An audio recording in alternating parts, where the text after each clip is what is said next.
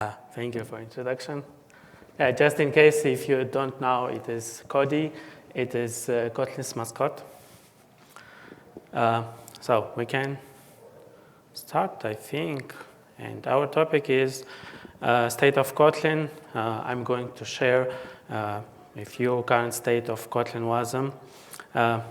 As it was said, I'm Zalim. I'm working on Kotlin and WebAssembly toolchain at JetBrains for quite a while. Just for context, I think it's important quickly. You may know JetBrains is a company making tools for developers. It's got IDEs for different languages like Java, Go, Rust, C++, and many others. Also, team tools like issue tracker, CI, and so on. Kotlin is also created by JetBrains. It's a modern programming language which is probably best known for its built-in support for null safety, which turned the $1 billion mistake with null references into a compile time checks. It's statically typed and uses automatic memory management. It managed to be concise and expressive. Kotlin has multiple targets. Firstly, of course, it's JVM, which is widely used for serverless and Android development. There is various native platforms like iOS, Linux, and so on. Also, there is JavaScript and, of course, WebAssembly. So with these multiple targets, you can share code between all these supported platforms, but still you can write platform-specific code when it's required. I personally love how Kotlin is pragmatic in many aspects, starting from designing language, finished by tooling, and there is a lot of fun with Kotlin. Actually, Kotlin is more than just a programming language. It's a big ecosystem with a big and friendly community with a bunch of tools like IDE, build tools, and many others. There's many libraries developed by JetBrains and community. Let's talk a bit about WebAssembly. WebAssembly is binary instruction format for static virtual machine. It's designed to be platform and CPU independent to provide good and predictable performance with baseline compiler and to show a great peak performance for optimizing compiler safety. And good isolation make Wasm great in many cases, like writing plugins or running untrusted code. It's designed to be efficient in terms of size, decoding, compiling. WebAssembly was born for web. Maybe it would be more precise to say it was designed with web needs in mind, but it's not strictly tied to web, and it's generic enough, so it's become more than just web technology nowadays. Today, aside of web applications, there is a lot of use cases, a lot of places where WebAssembly is used, like cloud and edge computing, plugins, mobile apps, many things.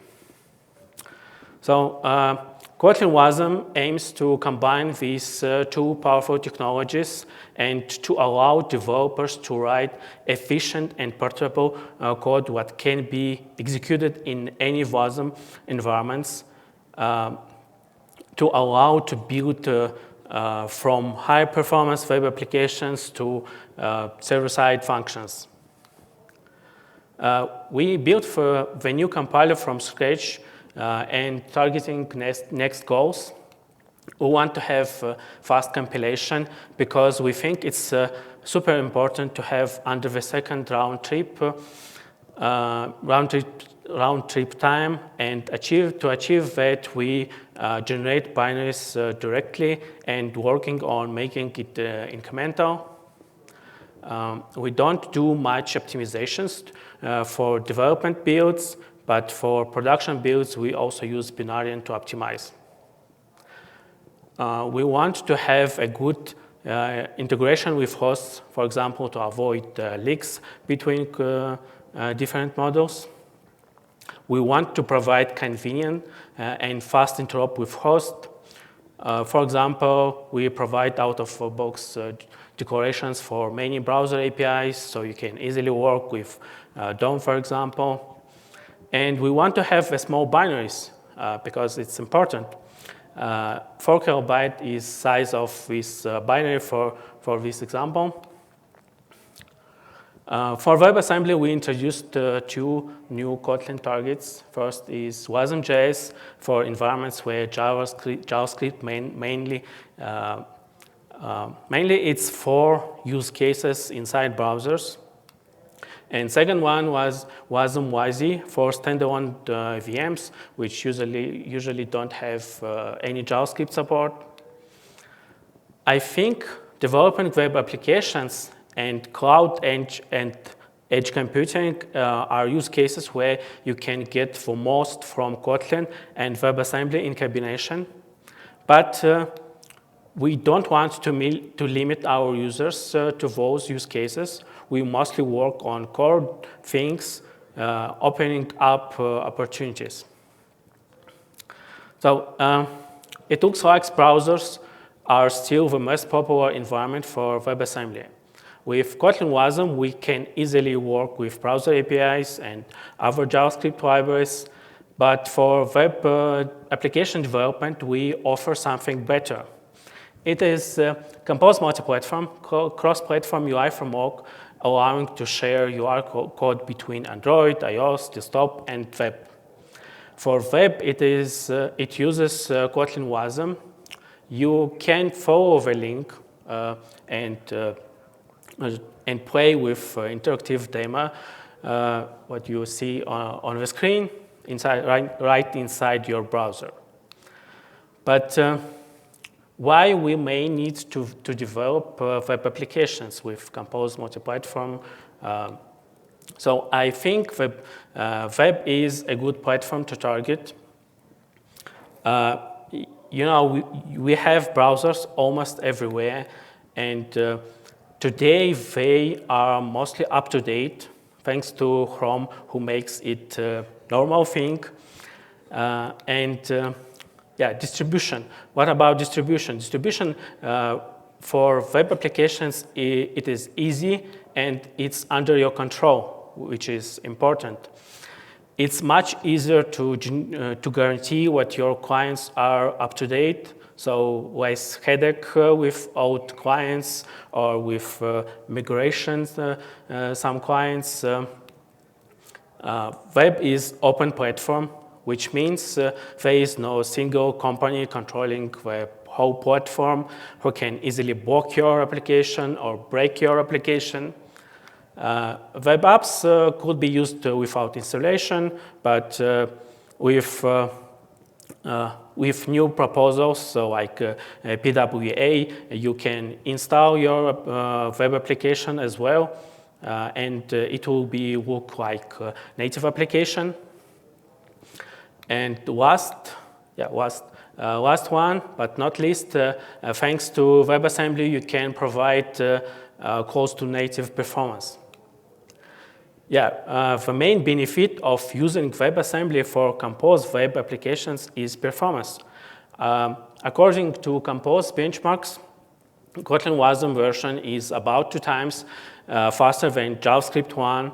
On these benchmarks, it's still slower than Kotlin JVM, but there is room for improvements, and I personally believe it's possible to achieve near to JVM performance with WebAssembly. Even now, in some number-crunching micro benchmarks, Kotlin Wasm show performance comparable to JVM. Let's play a game. Here we have 2 screenshots. One of them is compose iOS application. Another one is a compose web application. Could you recognize which one is web? One disclaimer, the order of these pictures was chosen randomly. So, yeah, who think web version is on the first picture? Don't try? Nobody? Maybe second one? Okay. Nobody now. That's okay. I'm not sure I remember which actually. Yeah, I'm joking, but it doesn't matter really. Here is a diff of these two images. Let's zoom it. You can see some red things.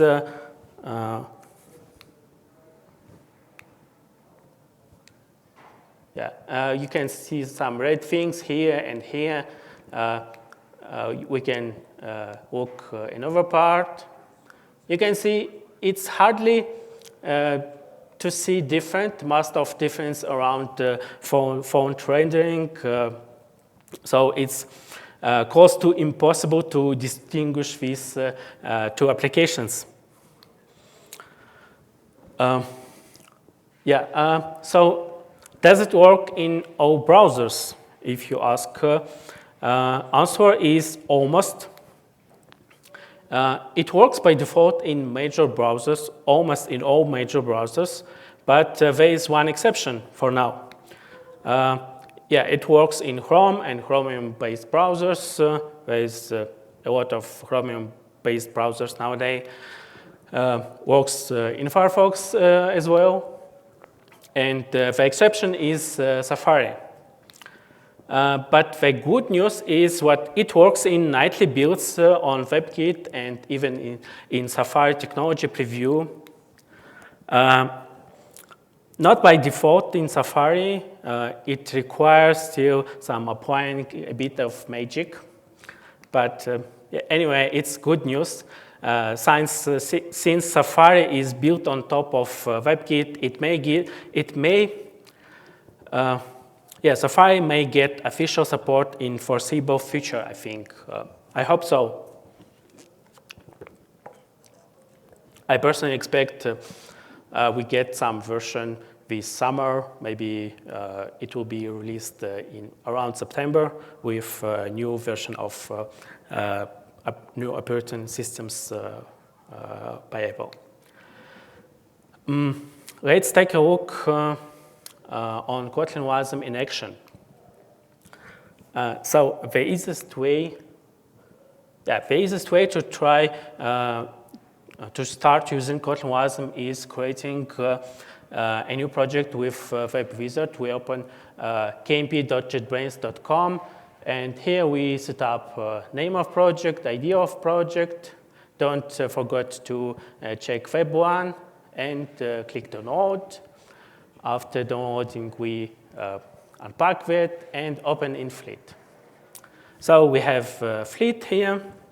By the way, just in case if you don't know, Fleet is a new IDE from JetBrains aimed to be best option for multi-language and multi-platform development.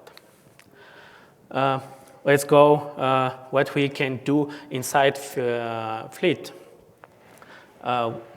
So let's run application inside browser. Of course, we need to build it. Let's check it. Click. Looks working. Let's open some platform-dependent thing. Here we have some platform-dependent APIs. We see here application code with Compose. This part already shared between all parts. We have button, we have animated block, and yeah. Next part. Let's continue with our demo. So this yeah, let's edit some Wasm-specific part. Yeah, I wanted to add to here some information about host. Let's introduce quickly a new function. So, yeah, we need to return some string here. We use some browser API completion help here. I made some mistake. I quickly get red wine and fix it. Let's try. Let's print name of platform and amount of course we have inside this browser. As you can see, almost everything works for Kotlin Wasm as well. Navigation, refactorings, even extracting variable, everything you can expect from normal IDE. Next part.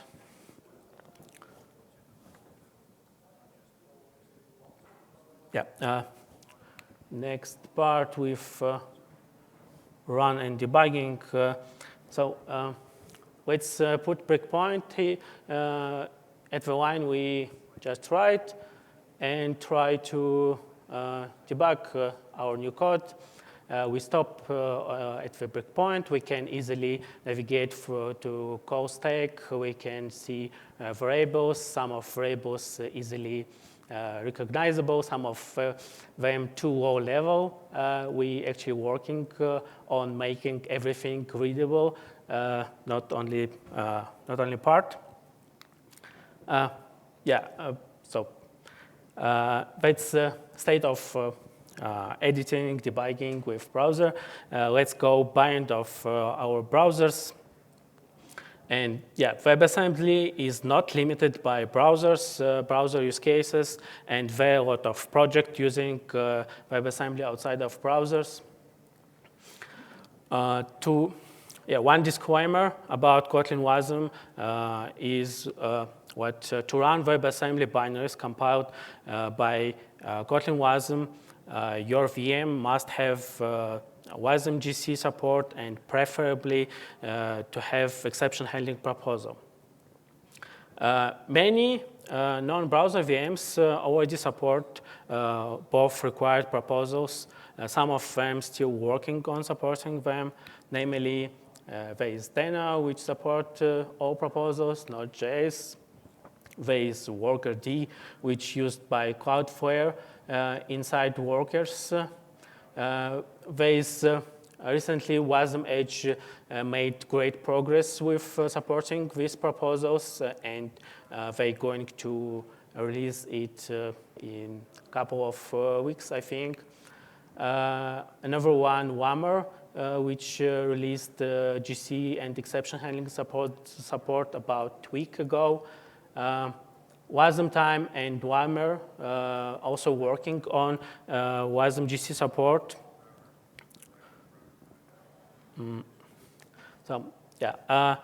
It seems like Wasm is rarely used outside of browser without WASI. WASI stands for WebAssembly System Interface. It's a group of standard APIs designed for Wasm needs with security in mind.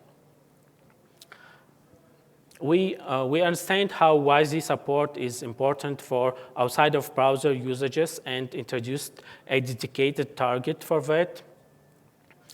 Right now, it's based on WASI Preview 1, but we are actively working on component model support and, of course, WASI Preview 2 as well. WASI Preview 2 depends on component model.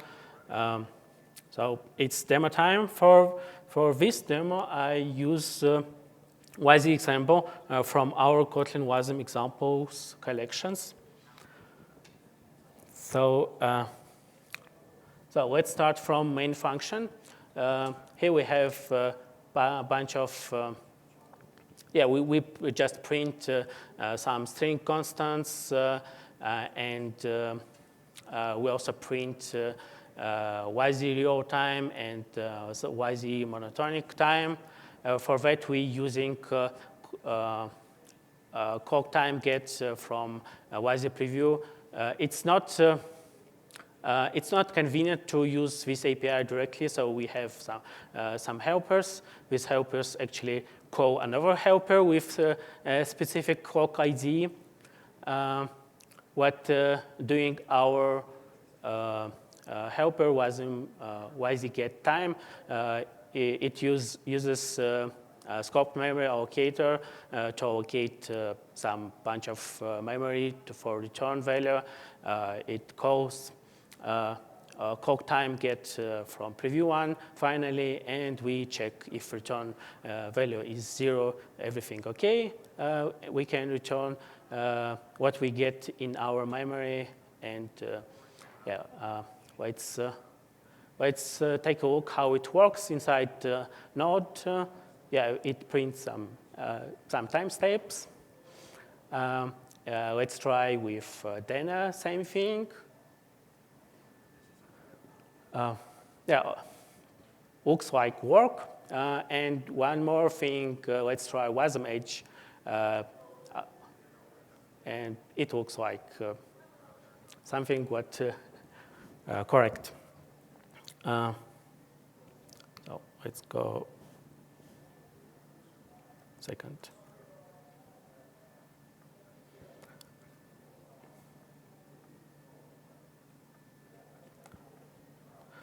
Oh, no.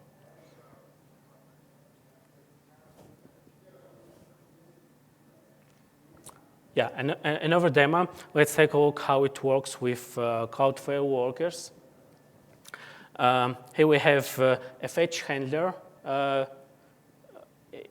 which get some request and should return some response. We need to mark it with JS export annotation to allow our environment to find this handler. It doesn't do much. It just returns some constant string. So let's deploy it. Before deploy, we need to compile it and try to deploy. And we can check if we get something. We get answer. Let's try to modify something. Add something new. And repeat everything what we did before. Compile, deploy,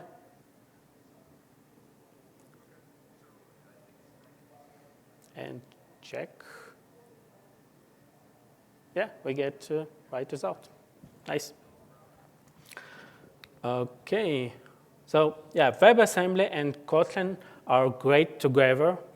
Our ultimate goal is providing the best end-to-end experience for any kind of applications. So enjoy it.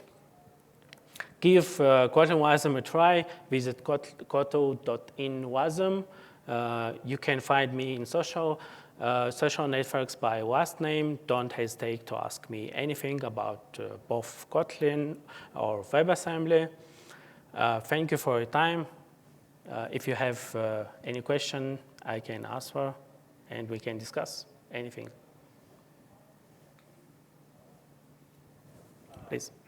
This is a pretty small little thing, but it just threw me off. On one of your slides, you had an asterisk next to the Wasm support in Kotlin. I think it was one of your earlier slides, and it just said uses fun to declare functions.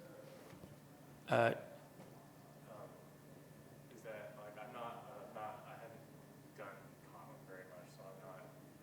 How does that differ from the regular way of? Different from what? The regular way of declaring the functions. Which? It's on one of your earlier slides, and if there's no answer, it's no big deal. I just saw it, and it was immediately. The very first slide. You know, in that Kotlin community, they like to use that. Like many programming languages, they use different keywords for that. Like you're in this one. FN or function or. Oh, I see what you're. Okay, So in that Kotlin, makes it I misread. Okay, there we go. Yeah, that makes sense. Yeah, we're legally obliged. Yeah. We don't make it, the lawyers decide.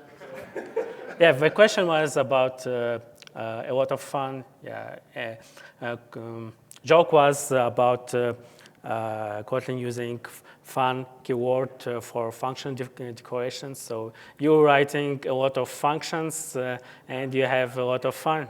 That's my bad for not, like, that's just me not understanding the joke. I actually wanted to ask about those WebAssembly virtual machines, like Dino implemented and all others.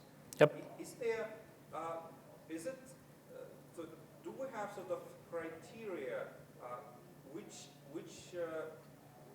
implementation should be chosen if I want to do something with that? So what is better, or why do we have so many of them? So the question is how we can choose a virtual machine to run Kotlin Wasm. Is there any criteria? Which one is best? All of them is good. Which one you choose depends on your environment, where you want to run it, what is available for you. Basically, Deno and Node.js very close things. Both are using V8 inside. Probably they have similar. Very similar in terms of size and performance, so take any of them. Speaking about Cloudflare workers, actually you have only one option, worker D. About other VMs, also it depends on your business requirements, like in terms of size or what you have on environment where you run. For example, Wasm-Edge along with Wasm time used inside Docker. You want to, for example, run something inside Docker, and you can't use Wammer or worker D. Probably you can take Deno or Node.js, but you will pay with it with more size. It will require some Linux base for Deno and Node.js. Comparing with Wasm.js, Wasm-Edge, and Wasm time, it just works on zero level of Docker container. You don't need operating system underlying. So you'll get smaller binary. Probably it will be faster. It will start faster. So now, if we have several implementations, and they claim that they support this and this and this, is it possible to generate some code which conforms to the specifications, but doesn't work in some of these virtual machines? So how strict are they in that? So like, is it possible to break them? Do you have any experience? Like you generate some code and it doesn't work here, although it should work there. So does it happen? Yeah, I just repeat the question for recording. Yeah. Let's say virtual machines support some specific proposals. Can we generate some specific code what will break these virtual machines? So I think if those virtual machines declare they support some specific proposals and they, for some reason, broken for bytecode for Wasm binary, which meet to these proposals, I think it's bug. Yeah. Yeah, every software has bugs. Some of these virtual machines heavily test, especially Wasm time.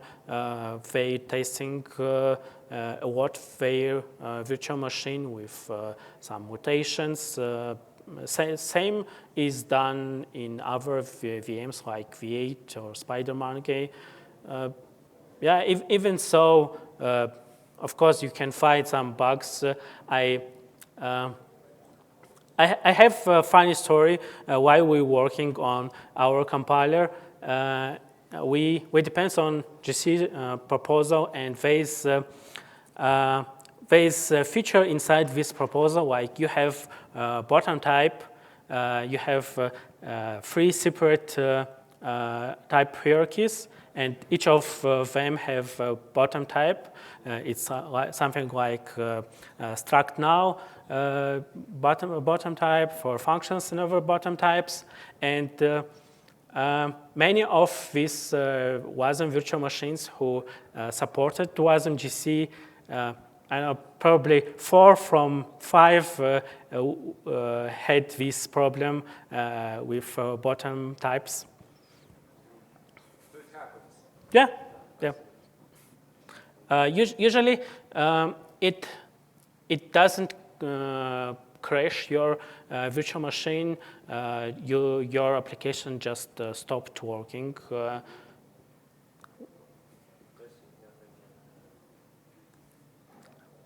Any other questions? 1, 2, 3. Okay, that's it. Thank you, everyone.